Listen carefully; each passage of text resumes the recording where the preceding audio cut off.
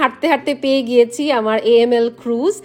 Last time এই ক্রুজটাই আমি নিয়েছিলাম 1.5 ঘন্টার। তো সামনে গিয়ে দেখি আজকে টিকিট পাই কিনা। হাতে বেশি সময় নাই আমাদের, তো এখন যদি কোনো আধা ঘন্টার মধ্যে কোনো ক্রুজ থাকে, ট্রিপ থাকে, তাহলে নিতে পারবো, আদারওয়াইজ আর নিতে পারবো না, কারণ 5টার সময় আমাদের বাস। তো এখান থেকে আমাকে টিকিটটা নিতে হবে। আলহামদুলিল্লাহ সময় মতো টিকিট পেয়ে গিয়েছি।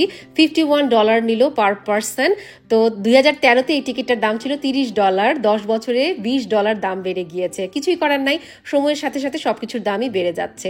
তো আমি ক্রুজে উঠছি। এই যে দেখেন এখানে অনেকগুলা ডেক আছে। এই যে সামনে দেখতে পেলেন একদম গ্লাস দিয়ে আটকানো, এখানে ভিতরে ডাইনিংও করতে পারবেন। এখানে বসতে গেলে টিকিটের দাম আরো বেশি হবে।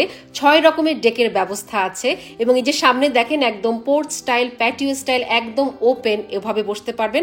আমরা চলে যাচ্ছি একদম উপরে টেরেসে। ঢুকতেই দেখলাম একজন ছবি তুলে দিচ্ছে। আমি একদমই প্রস্তুত ছিলাম না,